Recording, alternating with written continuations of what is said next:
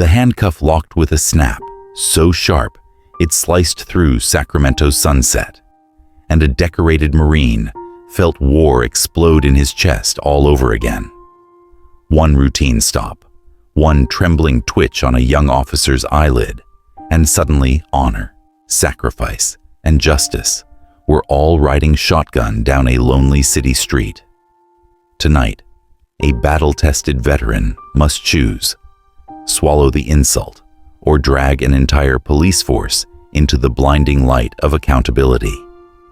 Keep watching. The next few heartbeats could change how you see the badge forever. Eric had been coasting down Martin Luther King Jr. Boulevard, leather shoes still polished from the morning's budget meeting, mind replaying a crime stat spreadsheet. Then the cruiser materialized, lights drenching the windshield in aggressive neon. He edged his sedan onto the shoulder, controlled, deliberate, the way Marines approach any unknown doorway. Internal Affairs badge tucked beneath his lapel, weapon holstered but heavy, he lowered his window. The evening smelled of eucalyptus and asphalt. The air tasted like a warning. Officer Bradley Larson emerged from the patrol car with the tension of a coiled spring. Square jaw, buzz cut beading with sweat, uniform impeccable to the last crease, as if his fabric could compensate for whatever storm churned inside his chest. He marched forward, boots slapping tarmac, right eye twitching in erratic bursts. Eric caught that flicker, cataloged it. In Afghanistan, that same microspasm preceded friendly fire tragedies. Here, it spelled trouble of a different kind. "License and registration," Larson barked, voice pitched to dominate. No greeting, no context, just an order hurled like a flashbang. Eric answered with textbook calm, hands on the wheel, movements narrated, zero surprises. He slid his ID into the twilight. The gold seal of Internal Affairs gleamed for a heartbeat before disappearing into Larson's clenched fist. "This government plate doesn't grant immunity," the officer snapped. Eye tick, accelerating. Eric felt the pulse in his throat but kept his face granite still. Marines learn early. Composure can defuse bombs, literal or human. "Officer," Eric said, tone cool enough to refract heat, "may I know the probable cause for this stop?" Larson's nostrils flared. He stepped back half a pace, pivoted, tapped the holster, as if rehearsing dominance more than drawing on necessity. "Step out of the vehicle, now."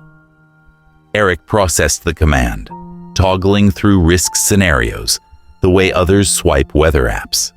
He killed the engine, unbuckled, and exited slowly, camera phone already recording from the cup holder. Across the avenue, an older man, watering a patch of stubborn zinnias, paused. Hank Alvarez, brother to Sergeant Alvarez, the Marine who once dragged Eric bleeding from a collapsed wall outside Fallujah, recognized the tension tightening like piano wire. Hank lifted a battered flip phone, thumb hovering over a grainy video icon. In Oak Park, you learn quickly. Documentation is the only currency power respects. Larson positioned Eric between headlight beams. "Heel to toe, straight line," he ordered, gesturing at a strip of uneven pavement. The siren's after echo still trembled in nearby windows. Distant traffic hushed, as if the whole block inhaled together.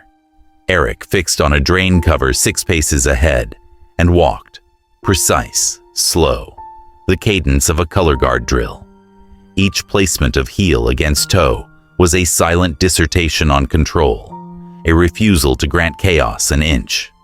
Larson circled like a restless shark, pen tapping clipboard, hand brushing the weapon again and again. Eric's mind filmed every detail: the sheen of sweat at the officer's temple, the shallow rise of his chest, the way his shadow sprawled across the cruiser's hood like an omen. Protocol disintegrated in real time. There had been no field sobriety indicators, no plausible claim of weaving, nothing but a power impulse flaring in open view.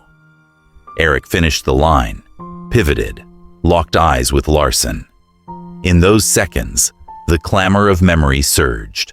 Mortar whistles, medevac rotors, Alvarez shouting, "Don't you dare quit on me." The battlefield had taught Eric that moments like this are pressure cookers, heat contained until a single careless motion ruptures everything. Larson broke first. He scribbled a citation, failure to maintain lane, the ink carving angry grooves in cheap paper. He thrust it forward with a hand that trembled just enough for Eric to note. Then, the coup de grace. The cuff snapped shut, metal against bone, punishment preceding any adjudication. A veteran's instinct roared up Eric's spine, but discipline caged it. He steadied his breath, raised his camera higher, forced words out with scalpel precision. "Officer Larson, you are being recorded. This stop is without articulated cause.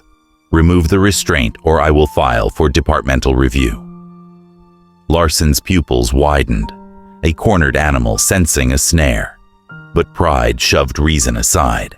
He tightened the cuff. Hank's flip phone caught the entire exchange, a pixelated artifact destined to ignite every social feed in Northern California. There, on a quiet Sacramento street, two uniforms faced off, one granted by war and tempered by conscience, the other granted by statute and warped by insecurity.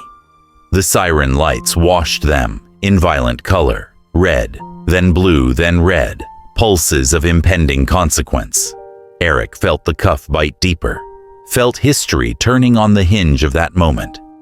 He could almost hear Alvarez whispering across oceans of sand and time. Write the report, light the fuse, never leave the vulnerable behind. Larson hesitated, lips pressing thin, energy skittering under his skin. Eventually, he uncoupled the shackle with a click, less dramatic than the first, yet twice as significant. He shoved the citation into Eric's palm, retreated without another word, and drove off in a flurry of gravel. Silence reclaimed the curb. Overhead, the last smear of sunset surrendered to indigo. Eric flexed his wrist, examined the faint red ring already forming. He exhaled, not relief, not anger, but a calibrated resolve. The citation slid into his inner pocket next to the badge, evidence and authority side by side. He turned to Hank, who lowered the phone, eyes brimming not with fear, but vindication. "You get all of it?" Eric asked. "Every second," Hank replied, voice rough from shouting above artillery years ago. "World's gonna see." A police cruiser's taillights dwindled at the far end of the block. Eric's sedan door thumped shut behind him. Engine hummed. Fingers danced over his phone. Attach video, draft subject line, urgent, probable cause violation, Officer Bradley Larson. He tagged command staff, civilian oversight, public affairs. Cursor blinked at the bottom. One empty field waiting. He typed CC Alvarez, S, because some promises deserve to be witnessed by the man who forged them. Before sending, Eric stared at the screen, letting the weight of his next move compress into a single breath. In Fallujah, he'd learned that hesitation kills. In Sacramento, he now understood that silence does the same. He pressed send. The digital thunk echoed inside the cabin, louder than rifle fire. Headlights peeled out onto the avenue. Up ahead, traffic lights flipped from yellow to green like they, too, were urging him forward. Somewhere, servers pinged, notifications chimed, and an administrative avalanche began its unstoppable slide toward the precinct's inboxes. Eric gripped the wheel with scarred hands and accelerated into the night, heart hammering the cadence of incoming rotors. The battle had shifted, but the mission remained. Protect, reveal, hold accountable. The cuff would bruise, the bruise would fade, the memory would not, and neither would the fire he had just unleashed on behalf of every quiet citizen, praying tonight for daylight to finally reach the shadows. Fallujah, 2004. RPG Fire stitches the night. Second Lieutenant Eric Porter drags Sergeant Alvarez, leg mangled, through collapsing masonry. Blood pools black in the moonlight. Alvarez grips Eric's flak vest and growls, "If I make it stateside, you better fight every battle like you fought for me." Flash forward. Sacramento HQ, 3:17 a.m. Eric stands at the window overlooking the golden lattice of Tower Bridge. He flings open a fresh document. Porter Reforms, version 1.0. Bullet points blitz the screen.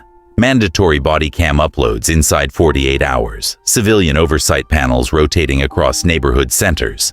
Depart 2. Fuel. A badge meets a legacy knight. Shakes under artillery. Fallujah. November 2004. Lieutenant Eric Porter slams his back against a bullet-chewed wall, sand and smoke strangling his lungs. Sergeant Luis Alvarez lies half-buried beneath rebar, leg torn open, shock glazing his eyes. Mortar whines overhead. Eric drags him by the flak vest, boots skidding through gravel streaked with blood that steams in desert chill. "If I don't make it," Alvarez rasps, "swear you'll fight the next war, right back home." Then, a medevac shrieks in, and the scene freezes like a photograph seared onto Eric's DNA. Flash forward to Sacramento, 3:17 a.m., 16 years later. Same heartbeat, new battlefield. Fluorescent tubes buzz above an empty 6th-floor office. City lights glitter off the Sacramento River like shrapnel, caught in moonlight. Eric hovers over his keyboard, cuff bruise darkening on his wrist, adrenaline still punching holes in his composure. Inbox dings. Replies already pouring in to the video he fired across precinct servers 2 hours ago. Some shocked, some defensive. One from Deputy Chief Marshal reading simply, "Need explanation first thing, 0900. Explanation? Eric huffs. No. What they need is combustion. He opens a fresh document, types the header in block caps, Operation Fallout, immediate reforms, and slams the return key as if pulling a pin. Fingers fly. Mandatory body cam uploads within 48 hours. Quarterly civilian forums rotating through every council district. Compulsory de-escalation certification. Renew or surrender the badge. He punches in budget lines, timeline checkpoints, disciplinary teeth sharp enough to leave marks. The cursor blinks for a heartbeat, waiting. So he jams down one more order. Community ride-along rally pilot, 30 seats, open to anyone from high school seniors to septuagenarian vets. Coffee from the break room pot tastes burned, no matter. Flashback ripcords again. Alvarez gripping Eric's collar, whispering past painkillers. Never leave a man behind. Eric's gaze locks on Tower Bridge glowing gold through the window. The reflected arches look like a pair of crossed rifles guarding the river. He copies the reform draft into an email, CCs every precinct captain, BCCs the Civilian Oversight Board, because sunlight is tactical superiority, and hovers over send. He remembers Alvarez's hospital laugh, remembers promising that stateside battles would matter just as much as foreign ones. He clicks send. Data packets race across fiber lines, detonating in mailboxes from old Sacramento's cobblestones to suburban watchposts out in Elk Grove. 1 second later, a notice flashes. Message size exceeds internal limit. Forward to external archive. Eric smirks. Policy can't muzzle truth. He triggers the archive and moves on. Dawn breaks like a muzzle flash. Local news anchors latch onto the Larson footage. Veteran IA commander stops rogue officer. Social feeds churn. By morning rush hour, Larson trends beside Sacramento PD and leave no one behind.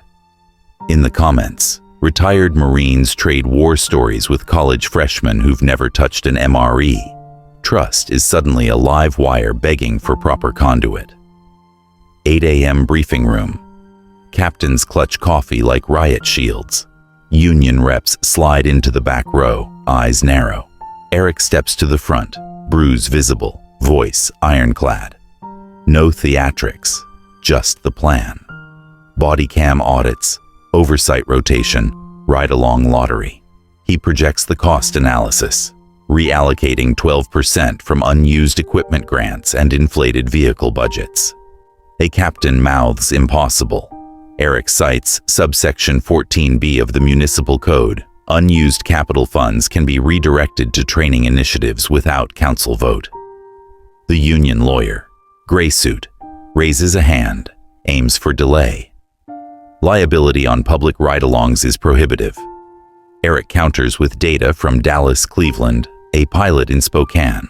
Incident rate 0. Community trust indexes up double digits. The lawyer starts to speak again.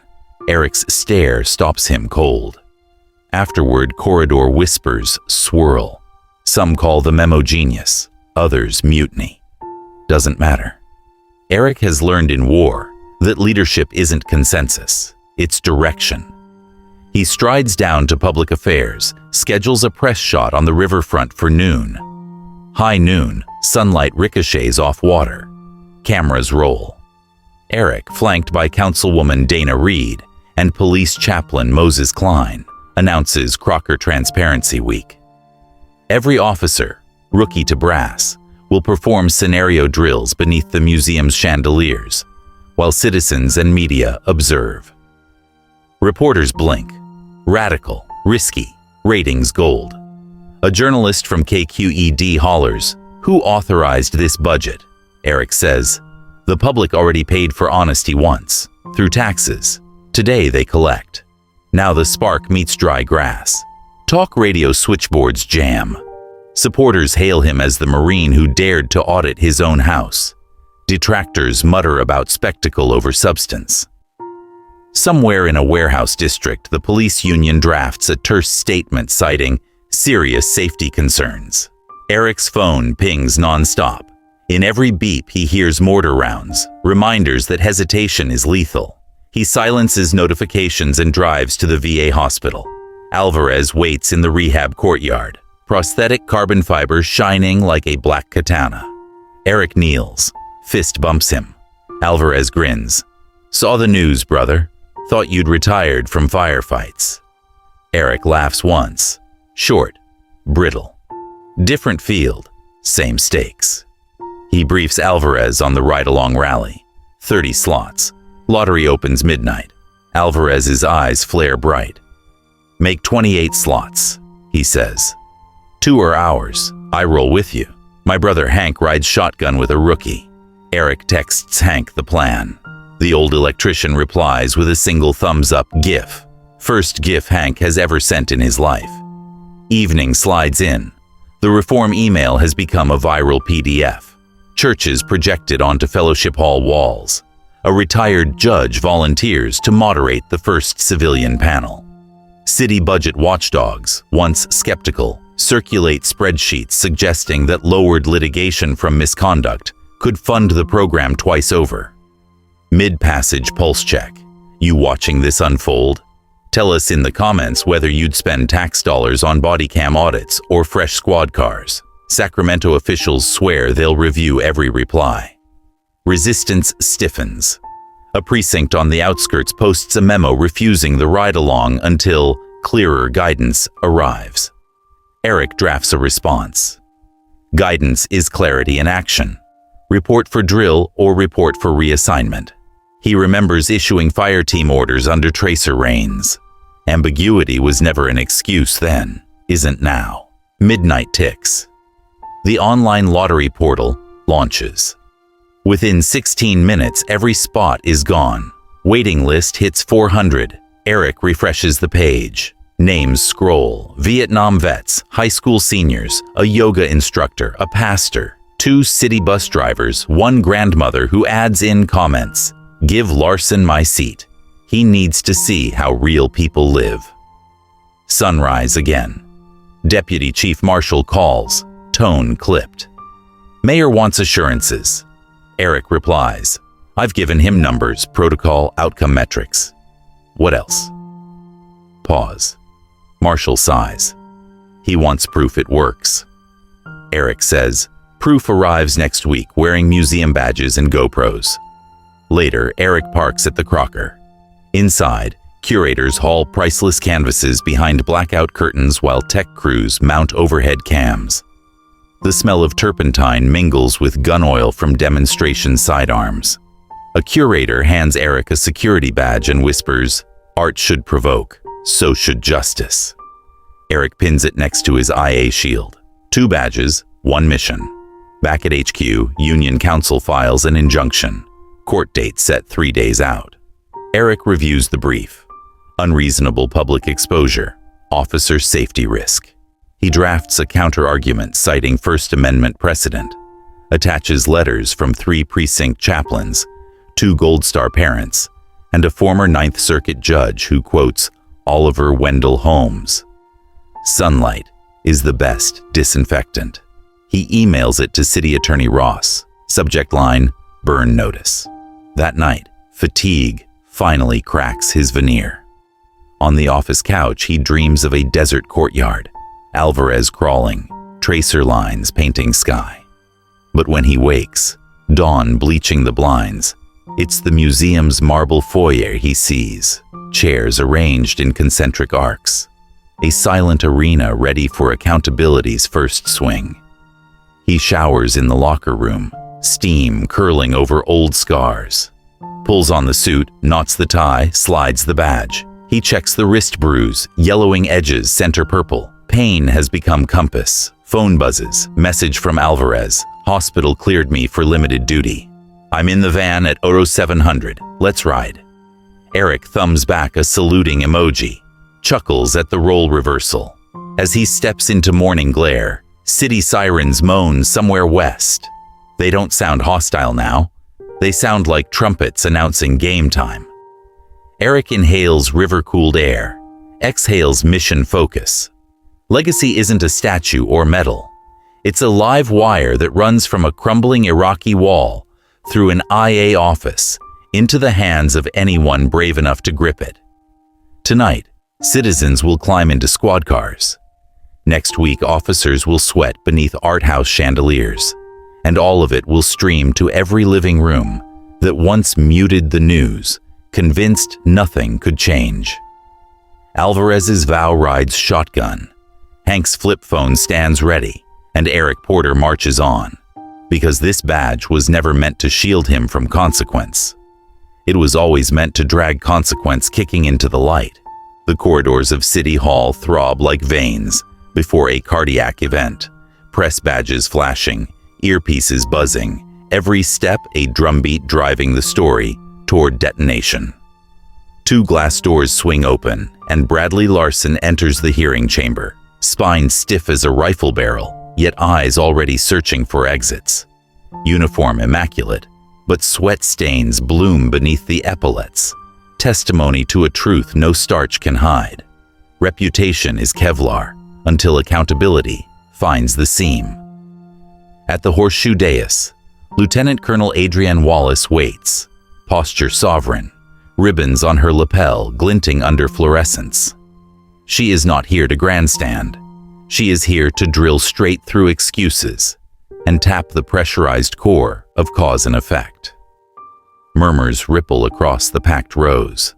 Veterans in ball caps, high school seniors clutching civics notebooks, pastors, bartenders, retirees who walked the ride-along rally last night and still smell patrol car vinyl on their jackets.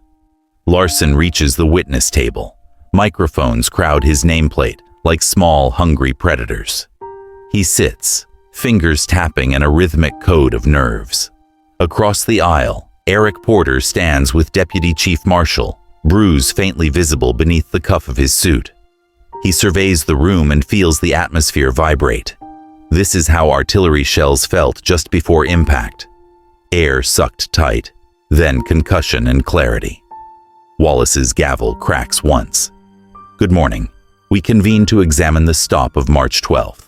Officer Bradley Larson Primary, Internal Affairs Commander Eric Porter Secondary. Evidence has been authenticated. Let us begin. She cues the projector. Hank Alvarez's flip phone footage floods the screen.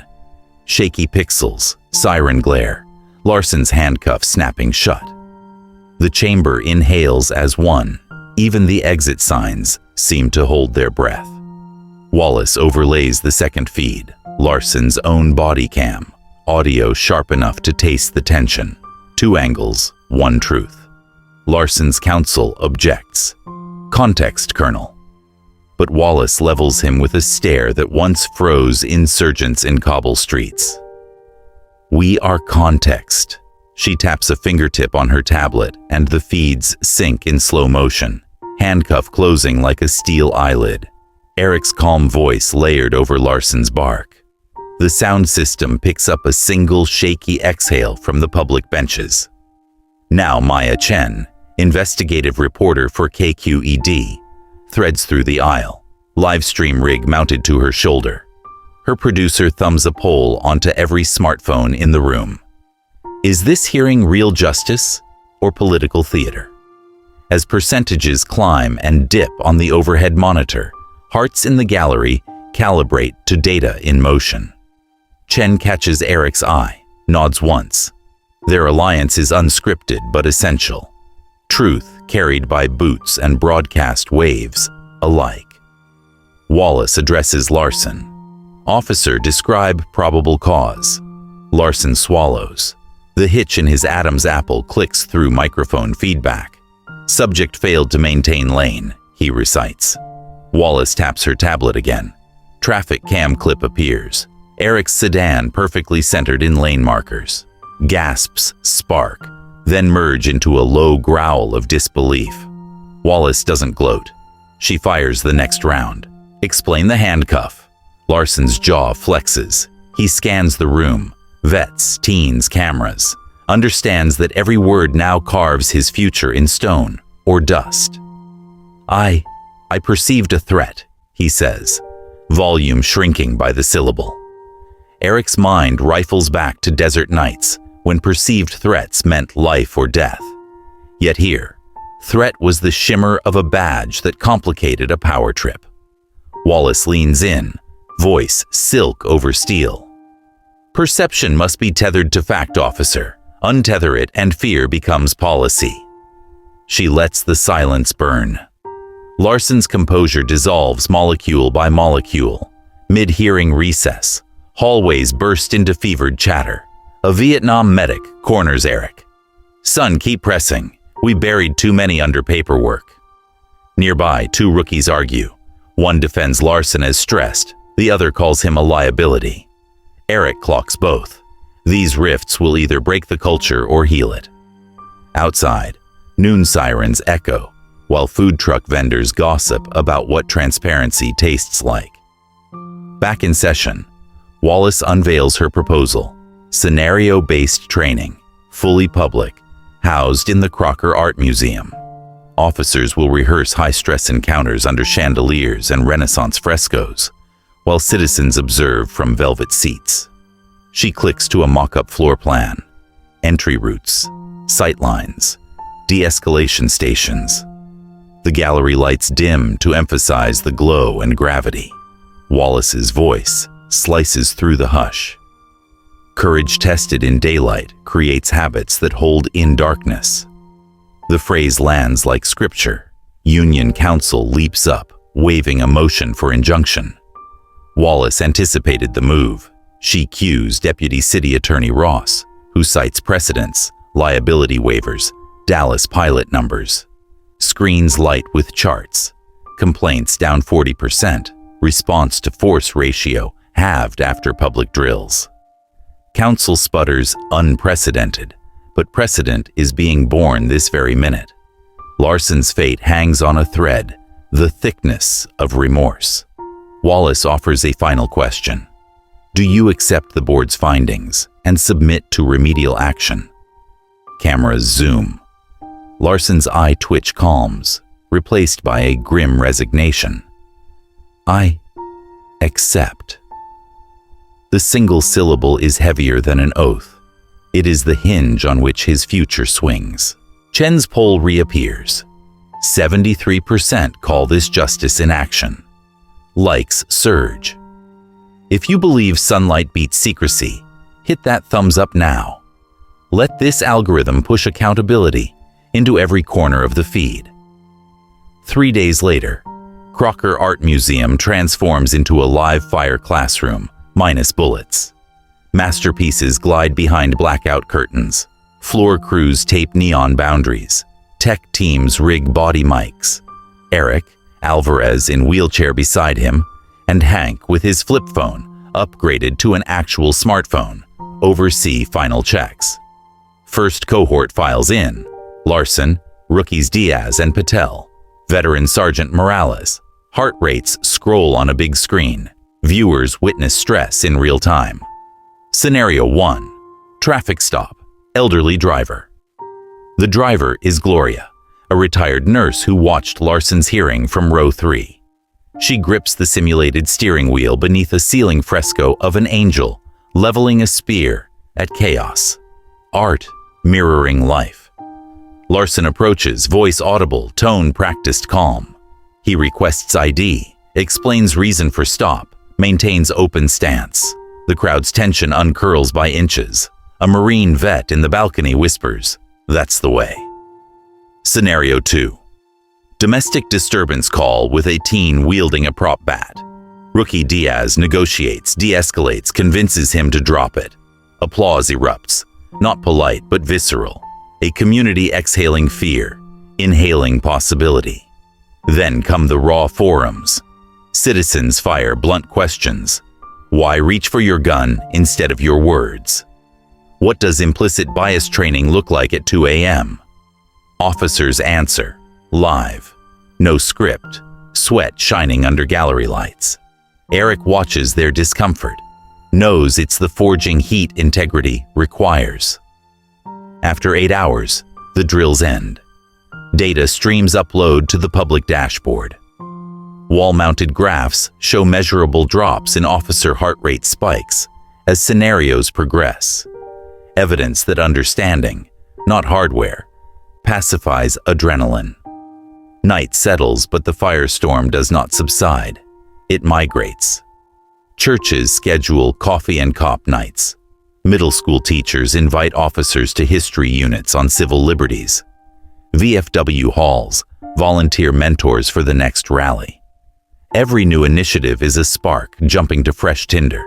Resistance still snarls. Anonymous blogs call the museum stunt theater. Radio pundits warn of emasculated policing, yet numbers counter narrative. Complaints slide downward, trust metrics tick up. Data does not care who grumbles. Larson begins his remediation cycle. Weekly reflective journaling, paired ride-alongs with Hank Alvarez, bi-monthly therapist check-ins, monitored by Wallace's board. At first he endures, then absorbs. One evening he sits across from Hank in a diner, pours black coffee, whispers, "I forgot people are scared out there." Hank nods, voice gravel. "Fear's a two-way street, kid. Somebody has to walk it first." Word reaches Eric through Maya Chen that the public training footage has gone national. Syndication rights sold, proceeds funneled into a scholarship for children of officers killed in the line of duty. Momentum, once theoretical, is now capital, policy, narrative. Eric feels the burnout nipping at his heels, but drives onward. He knows deserts teach you to ration water, not courage. Deputy Chief Marshal calls a final debrief. "Porter, we're tracking a culture shift. Discipline claims down by 12% in 4 weeks. Council drafting permanent line item." His voice holds awe and a hint of fear, bureaucracy meeting velocity. Eric answers, "Sir, culture's a campfire. Starve it and it sputters. Feed it and it lights the horizon." When he leaves headquarters, street lamps cast long cones of gold. He pictures those museum chandeliers, the sweat on Larson's brow, the moment Gloria's shoulders relaxed, because the badge in front of her had chosen empathy over ego. That image joins the real in his memory's bunker, alongside Alvarez on a dusty gurney, alongside the handcuff's cold snare. Different scenes, same thesis. Power without conscience is a fuse in search of flame. Tomorrow, the city will wake to headlines heralding a new benchmark.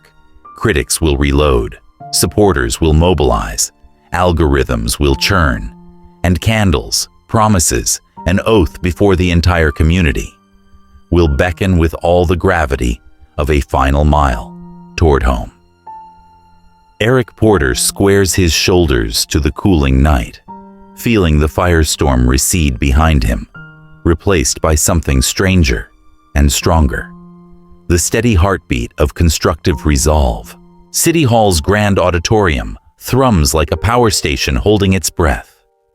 500 folding chairs, everyone filled, spill outward into aisles jammed with latecomers, standing shoulder to shoulder in reverent silence.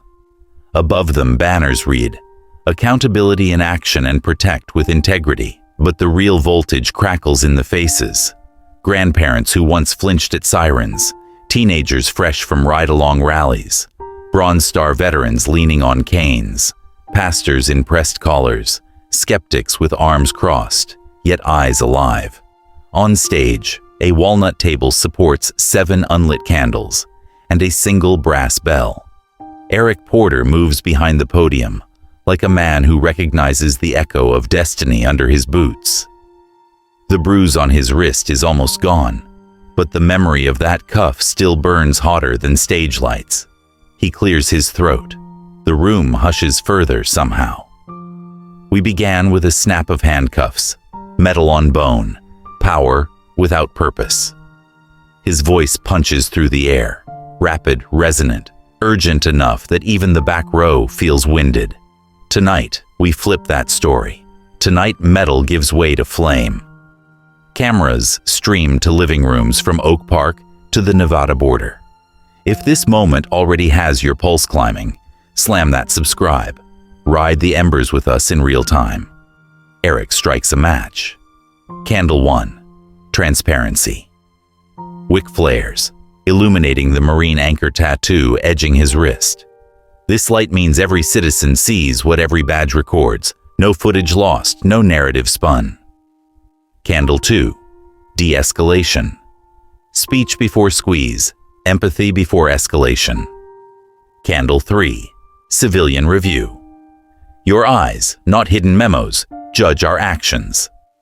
Candles 4 and 5. Veteran engagement policy audit, ignite in staccato succession. With each flame, the room's oxygen thins, devotion thickens. Candle 6. Public reporting. Because data kept in a drawer is silence masquerading as fact. He pauses at Candle 7. Community patrol. The last line of defense isn't the thin blue one. It's the circle we draw when we stand together. From the second row, Miguel Santos, Vietnam medic, 75, dress greens straining against proud shoulders, pushes to his feet. Arthritis creaks through bones that once sprinted across Khe San's red earth, yet his salute slices upward in razor precision. Tears pool, not of weakness but memory. An entire war lives in that gesture, and suddenly the auditorium is breathing through one pair of lungs. Eric returns the salute. 2 generations lock in wordless treaty. Adrenaline surges.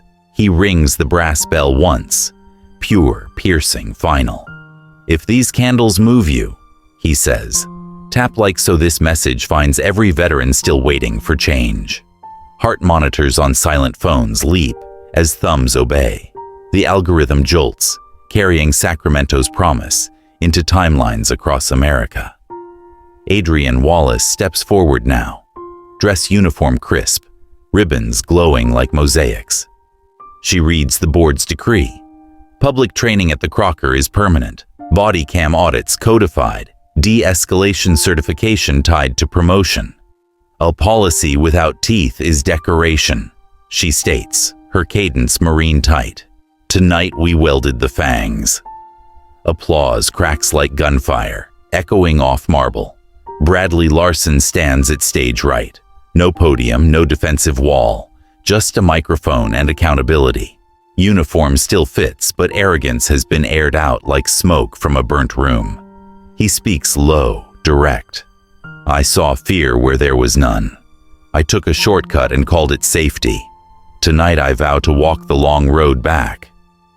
Some jeers flicker, but Hank Alvarez, flip phone retired for a sleek new cam, starts a slow clap that catches like brush in a Santa Ana wind.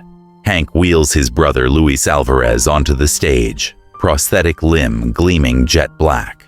Luis fist bumps Eric. The two war-scarred men grin, like soldiers who finally see a dawn worth guarding. Luis raises the mic. A Marine once dragged my sorry carcass out of a kill zone. He taught me you don't measure courage by who you shoot, but by who you stand up for when bullets sleep. Sacramento, are we standing up? The roar answers for miles. Eric returns to the candles, inhales, and snuffs out 6 with deliberate breaths. Transparency falters when cameras fail. De-escalation dies in anger.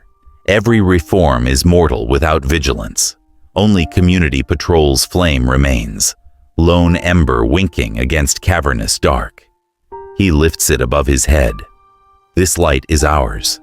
It burns only as long as we stoke it with action. He surveys the crowd.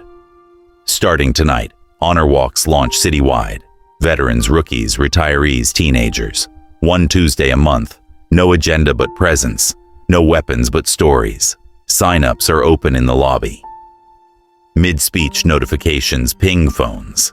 The digital sheet fills faster than raffle tickets at a county fair. Even skeptics feel a gravitational pull. A retired detective in the back whispers, "Damn, this isn't theater. It's boot camp for the soul." Maya Chen's livestream ticker explodes with chat. "I'm driving in from Fresno. My dad served in '91. We'll walk together. Chicago needs this playbook." Across state lines, city councils bookmark the feed, hungry for templates more than talking points. Eric lowers the final candle into a hurricane lantern, shielded but visible, symbol and safeguard alike. He places it atop a pedestal at stage center, glass walls refracting 1,000 tiny suns across damp cheeks and resolute jaws. "Keep it alive," he commands, voice dropping to a gravel that forces leaning in. "Tell its story, and if it ever flickers, light another. Because justice is a relay, not a destination."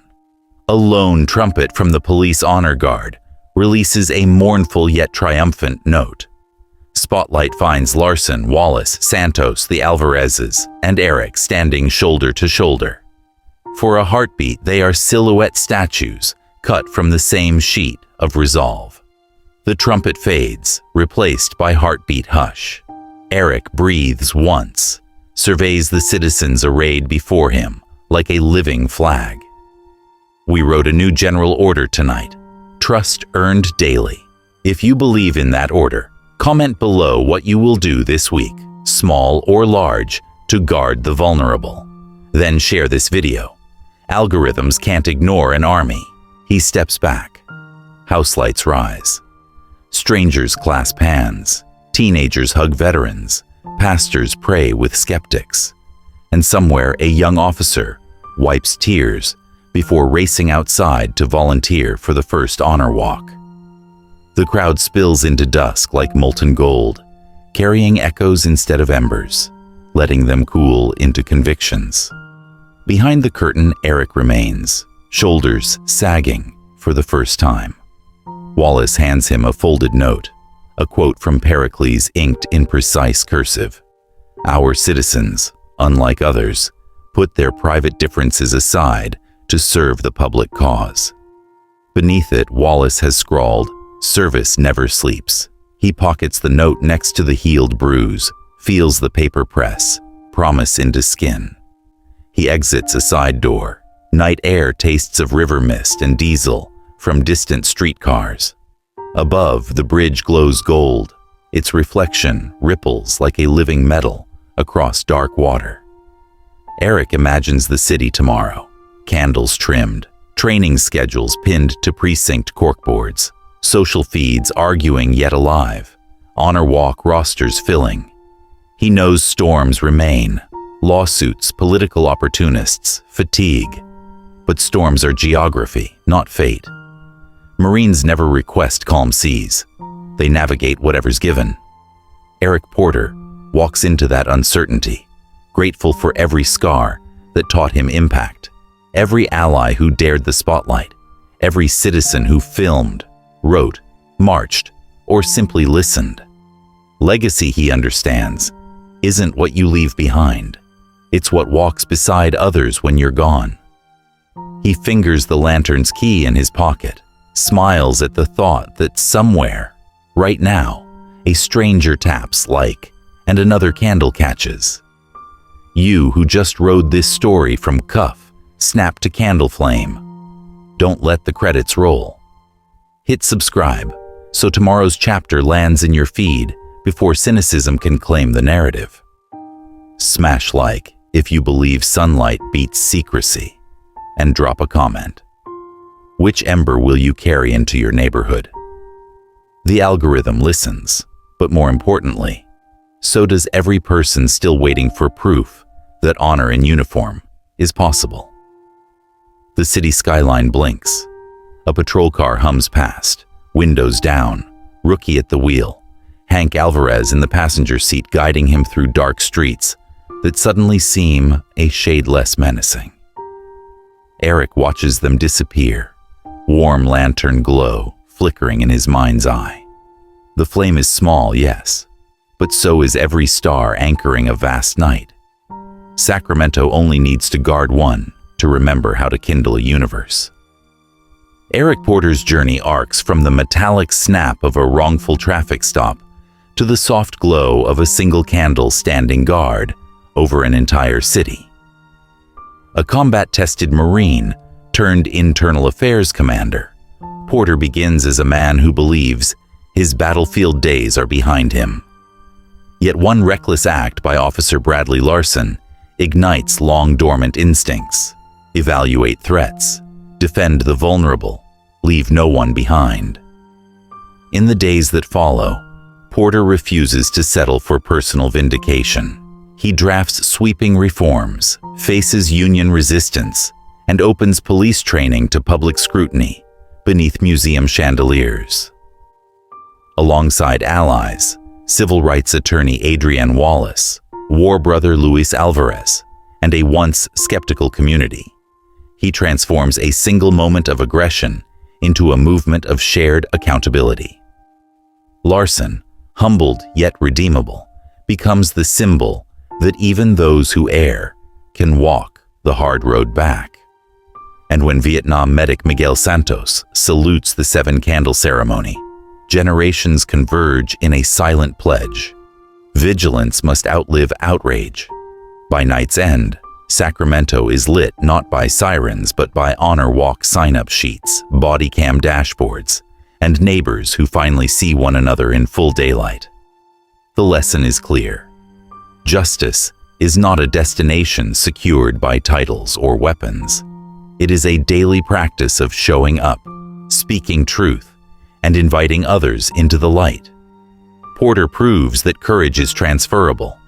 The same grit that drags a wounded comrade through gunfire can drag broken institutions into transparency. For us, the application is simple yet demanding. Record the wrongdoing you witness. Question policies that hide in shadows. Volunteer for community oversight boards. Mentor a young officer or a new neighbor. Exchange quick outrage for sustained engagement. When we turn confrontation into collaboration, we trade fear-driven streets for candlelit corridors of trust. If this story stirred you, if you felt the pulse of that handcuff, the tension of those training drills, the hope in that final flame, give our channel a boost. Hit subscribe, tap the bell, and drop a comment about the ember you'll carry home tonight. Your support fuels the next chapter and keeps these incredible veteran stories blazing forward for everyone who still believes honor is a verb.